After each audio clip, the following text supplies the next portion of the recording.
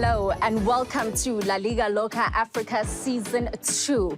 It's going to be a new hot season that we have in store for you in terms of La Liga EA Sports.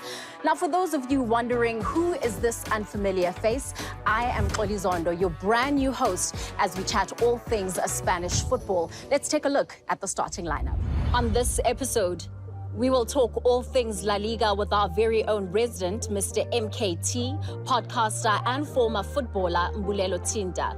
We take a look at the upcoming El Clasico, what's been trending on social media, and we take today's special guest through a Q&A. Stay tuned. This is La Liga Loca Africa. While joining Mbulelo is two special guests today. On my far right, this is a man who not only stood in goals for Orlando Pirates and Chippa United, but also Bafana, we introduced to you the former goalkeeper, Brighton Mhlongo, who's now turned broadcaster. Great to see you. It's good to be here. It's good to be here. At least for a change, I'm not sitting there as, moderating. I'm on the other side. I missed that part, eh? Absolutely. Very good to have you. And of course, he's called the favored one, Delmain Faver. Thank you so much for making time. Of course, a sports journalist that is renowned at Soccer Laduma. Great to have you with this panel. Thank you so much for having me. Pleasure to be making my debut in La Liga Loca. Looking forward to it. That makes two of us. You've got our first caps. It's been quite an interesting season, gents. Mbulelo, I'm also going to come to you for this one. I mean, last season was a firecracker, but this season has started with truly such energy. What have you made of the first couple of games? It's a matter of perspective, Yes, he played at the professional level. Yes, I ended at the academy level. But what does that all mean, really? At the end of the day, we're all football fans. It's okay. It's okay. I got you. I got you, mate. It's okay. No, but you asked me a good question.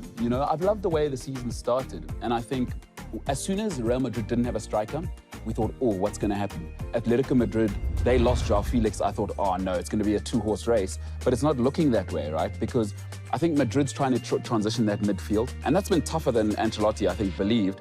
And Barcelona are way ahead of what Xavi would have believed. Way ahead. And then to get João Felix in, of course. So that makes those two incredible. And then Atletico, El Cholo is just unbelievable.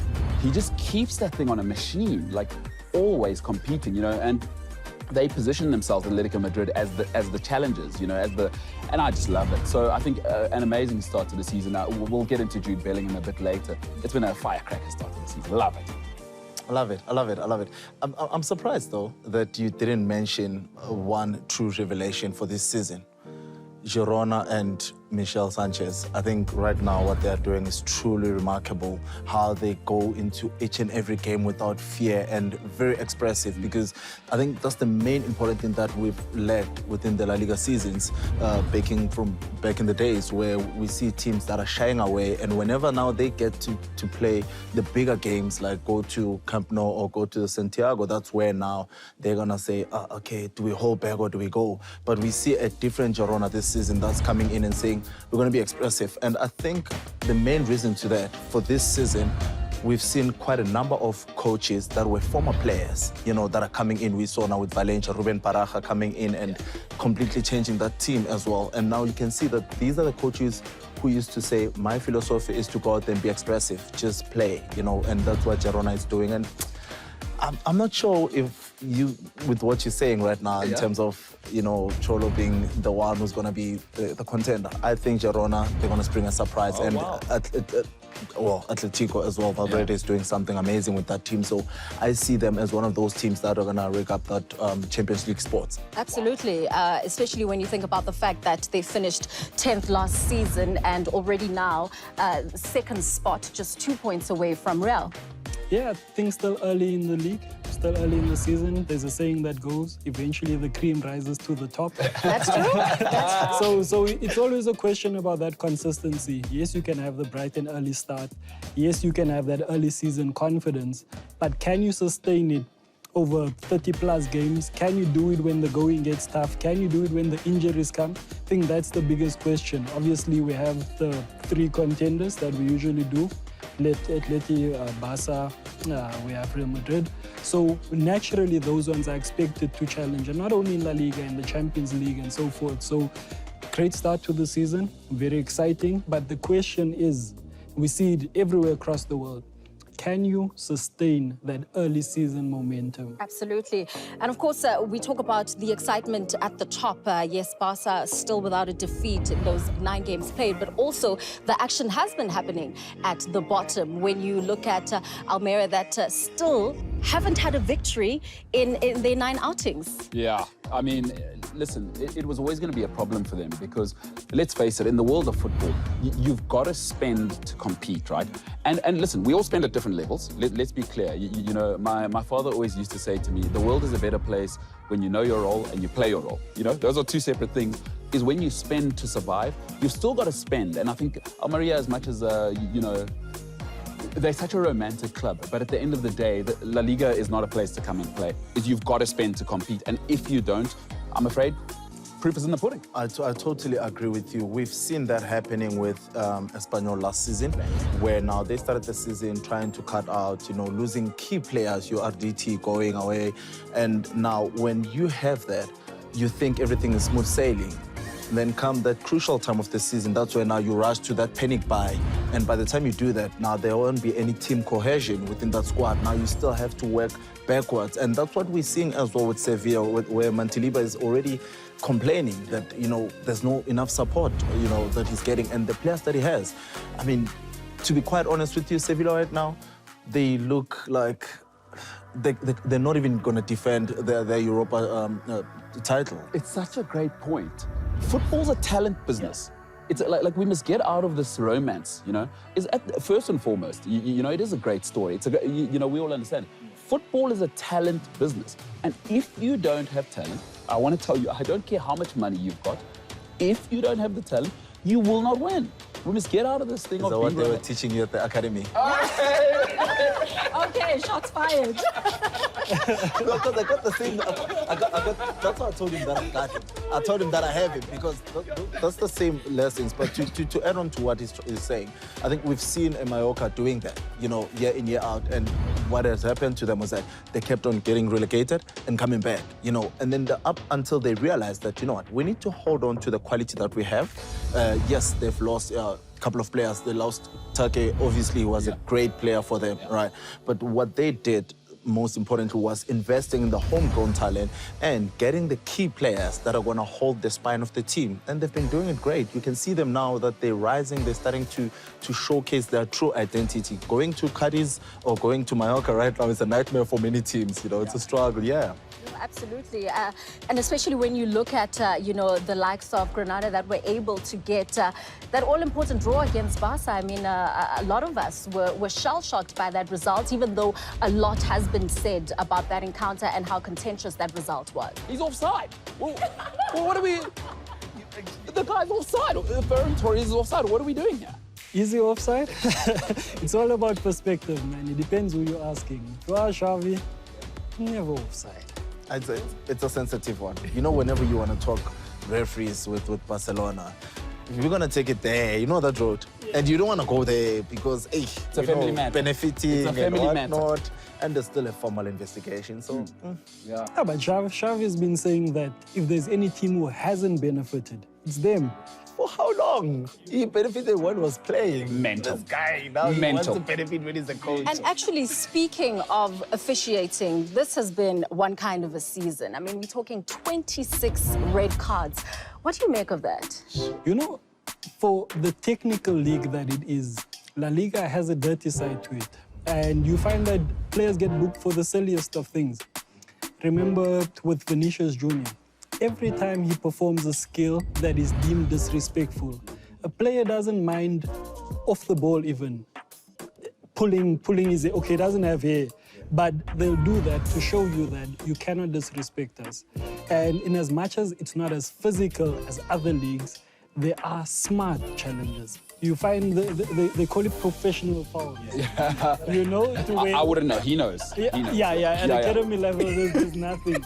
But in the professional game, there's something called a professional foul where you deliberately have an act where you're stopping the opposition from advancing. So in La Liga, we see a lot of that. So it's not brutality per se. It's more being smart about it, knowing when to get the yellow card, hence the high number. But that speaks because there's so many transitions. So to break that down, what do we do? Professional fouls. They call it taking one for the team. I think the best one that has to happen is that, look, with La Liga, there was a rule, right? Where every player that gets a red card, you'd get fined. Yeah. Let's forget the professional fouls Yes. and the tackles and whatnot.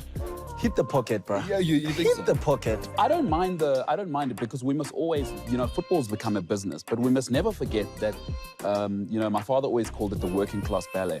Is passion we must never lose in football, no matter how much it becomes a $1 trillion industry. I love the cards. Like, who cares how many cards?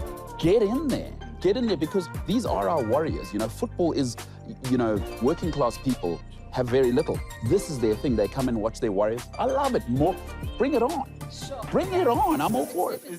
Was your academy Jomokosi? No, it was in England. So this is what they taught us. Okay, I love it. They weren't very good at football, but Clearly, because get stuck in there. Just get in there. No, yeah, it's definitely a season where we are going to surpass that 137. But gents, I want us to talk about the most highly anticipated encounter when it comes to La Liga. And definitely, it's the El Clasico. This one is going to be one for the books as well. Predictions early on, we know that Real Madrid already have that slight advantage when it comes to competitive matches. Look, the funny thing is that every time whenever these two are about to meet during this period of the season, they start with the USA tour, and we know what happens there. Barcelona will take the upper hand, and then they go to Santiago Bernabeu and they'll suffer. I mean, we saw last season when they played the 100th La Liga match at Santiago Bernabeu, what happened, where they got thrashed. But this time around, I think it's something different where we could see after that preseason game that this team is taking so much shape. And when I say this team, I'm talking about Real Madrid. There's so much confidence. There's this charisma about them. There's this aura about them. They're oozing in confidence, And, I mean, you look at a Jude Bellingham, and I'm still coming to Barcelona. All these two teams, now it's the first time ever where they go into a game where there aren't any big names headlining the fixture, so the throne is there for the taking, and what a way to introduce yourself more to everyone for Jude Bellingham, because this is one guy who saw that space and said, okay, I'll take it, Last 5 El Clasicos, Barca have won 4. So if you're asking me my prediction, I'm going, so they say the best predictor of future behavior is past behavior. Yeah. So you look at who's at the upper hand, Barcelona, and obviously as a fan, you'd want to go Barca. However, Jude Bellingham, we have to speak about it. 10 games, 10 goals. 103 million euros, well spent. And who would have thought it? You know what I'm saying? There's been a lot of players who've come from their leagues, if they've done well. You speak about a Hazard. Yeah. Come, excel in your league. When you get to La Liga, you are a shadow of your former self. But not this boy. He's got everything. Paul Scholes said there's no flaw in his game. So obviously, if you have that kind of weapon in your arsenal, you look at it and you think that Real Madrid have got a chance, especially when playing at home. You look at his goal-scoring record, what he's doing against teams. And like you're saying, Guti has come out and said that the throne is there for the taking.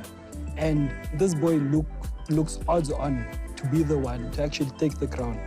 Wait. All right, so I do want us now to move on to the next segment, which is Beyond the Ordinary. Here we talk about things that are happening off the pitch. And one such thing is, in fact, a very exciting innovation that has been kind of brought together by La Liga EA Sports. And that is the start of a girls' team. Now, 8 African ladies are also part of that team. We've got 2 from South Africa, 3 from Zambia, 2 from Nigeria, and 1 from Tanzania. And speaking of the South African girls, Sina Zonjota and, of course, Nobahle Mdelwa, they have already made their way to Spain, which is incredible. And I just want to ask you, as the 3 wise men, how valuable is this? The exposure to the big league, and getting this coaching at such an advanced level. The main important thing is to get in there and making sure that you seize the opportunity. Chances always favor a prepared mind. And if it's an initiative like this one that is well endorsed by post and current players. I mean, to a point that our very own African Super Falcon lady, Lamina Oshola, as well, who plays for Barcelona, you know, she was like, these are the kind of opportunities that we always crave for, you know? The important thing is that they'll get life experiences. Number one, from international schooling. These are girls one from KZN, one from the Eastern Cape. They're being exposed to so much. You're now rubbing shoulders with girls from Brazil, from Spain, So it's not just on the field where you're getting experience. You come back a more holistic person because now we know what they do in Brazil. You know what I'm saying? So now she comes back to her teammates, because I think one plays for Dala and Tombazane, who plays in the second tier. So now you come back to your team and like, no, in Spain we do this. You know what I'm saying? No, this reminds me of what I tasted in Spain. So beyond the football, it's life enriching. It's very a wholesome experience, I would say. So you know what I love about it is, so I'm biased because both of my parents are from rural South Africa, is, you know, again, to a little bit to that human development. But what I love about this is I like the aesthetic. Because football, I don't care, you know, I'm not an intelligent person. I'm a football guy. That's all I do. I eat. Is football's the one when we can see a great aesthetic, as you said, a Brazilian with an African, with a Spaniard, with an Australian, when they're all together, you know, it doesn't matter where you're from. We're just footballers here. And like, just think what that's doing for the world. And, you know, I love that. Absolutely, because it's a full scholarship. They're there for over a year, and it's just going to be so interesting to see how they will be able to bring back all of you know, the learnings back onto the African continent. Now, La Liga will be hosting quite a number of activities and watch parties across the continent to celebrate the upcoming El Clasico. There will be one in Soweto, Nigeria, and Kenya. And I'm very interested to find out from you, gents, if you know, you've attended one of these watch parties, and what can people really expect when they get to those? I was in Spain earlier this year, with lucky enough to be with the La Liga contingent, you know. I'm not a baller. I was there for work. Oh, okay. And we actually went to the La Liga bar. It was an incredible experience to see it from that side and get to enjoy, not just, it wasn't just La Liga football we were watching, but to get to embrace that feel. So I haven't been to any of our local ones yet, but if it's anything like that, you got to be there. Bruh, then you're missing out. Yeah. Trust me, you're missing out. Last year, the 100th La Liga in Santiago Bernabeu. Oh, yeah. We hosted it at Sentin 011 restaurant. Oh, yeah. It was a ball. And obviously, Madrid won, that's why. Yeah. Yeah. That was the cherry on top. Yeah, but it was amazing. You know, it's beautiful to see everyone just forgets about our local heroes for that moment. And the town was painted white and other color. I don't want to mention it, but yeah, it was that. It was beautiful. yeah, look, I haven't been to one yet. But when I saw that You there are... and I. Yeah, but now you are going to make sure that you bring us with, right? Just don't wear that jersey. At your own risk. At your own risk. Let me tell you one thing, guys. If there's one thing that's going to happen with this Clasico, Madrid is going to do the usual. It's going to win it.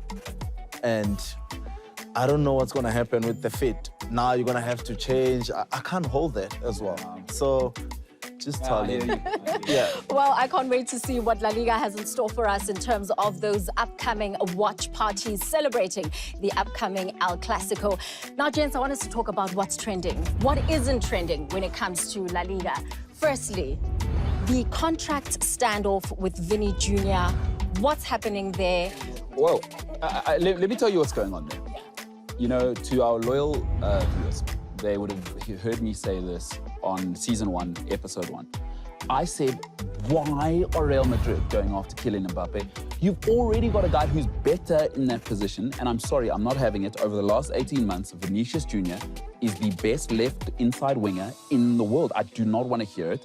Now he's going to become the star player. Why? I won you the Champions League. I got you a La Liga title.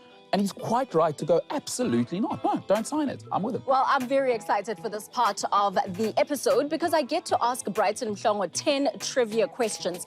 And Brighton, you need to at least get 5 right if you do want to leave with this baby and take them home. Of course, it is the official La Liga ball for this season. So are you ready? Why don't we do it the easier way? I saw in the games, you score, we sign it, you take it home. No. Can we get a goal post score? You are goalkeeper. Sorry, my man. You're at work here. This lady's at work. Please, can we... There's rules here. We have rules. Assembly. And you will not be getting any assistance, okay? These are very tough, Brighton. So if you do get to 5, I'll be very impressed. I want to see if you're a real Los Blanco or you are a Catalan. All right, let's start with question number 1. Who is the number 5 for Real Madrid? King Jude Bellingham.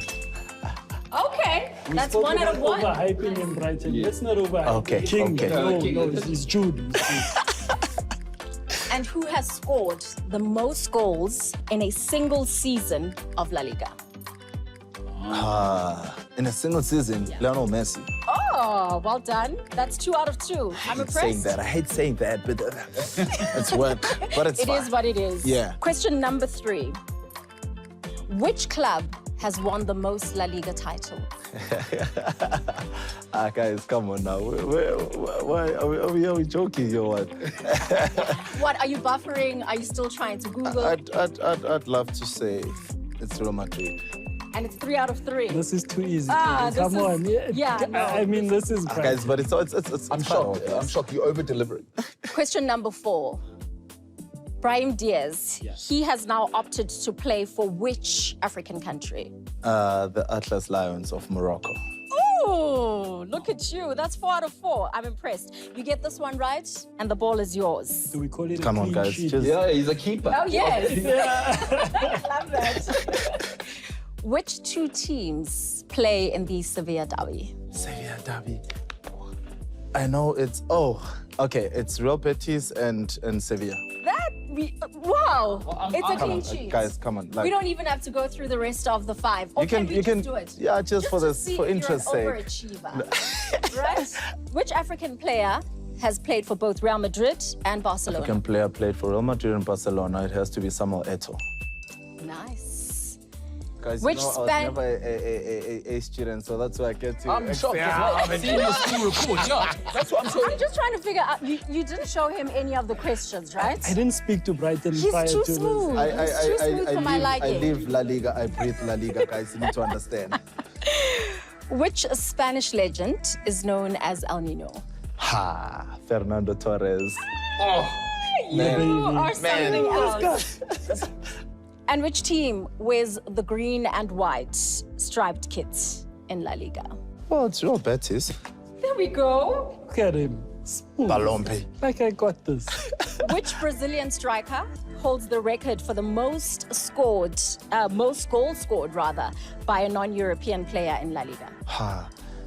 Ronaldo Nazario da Lima. There we go. And the final one to make it 10 out of 10. Which La Liga team gave rise to legendary strikers such as Aguero, Torres, Costa, and of course Mandzukic? Atletico Madrid. History. Guys, You've never got 100% in your life. 10 out of 10. I got this. Bam. Shut up. Shut up. Oh, come on, guys. That is a distinction. That is A++. Congratulations. We give this to you. Wow. You're so used to trophies. You don't sign it, Does guys. this one No, count? no. Sign it. And this is the real Makoyo, not the one you buy to play in the park with your friends. This is The one official Yamal is one. going to score in El Clasico. That's the one. Hold on to it tight.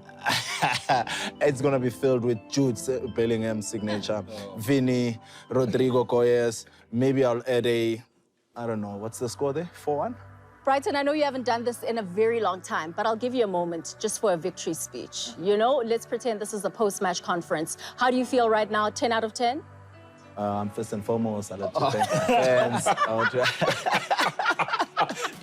No, guys, honestly, guys, I'm trying to do my speech here. Okay. It was a very tough one. You know, the questions were coming thick and fast, and it's something that I thought I need to navigate around and, you know, start thinking how I'm gonna, you know, go back to the team, you know, structure and the philosophy. But credit to the team as well for backing me up. Mbulelo was there looking at me, giving me the side eye when my opposition early was throwing in those questions. It was amazing. It was beautiful, and I'm glad for this win. The 3 points and the man of the match, it goes to the fans, it goes to everyone.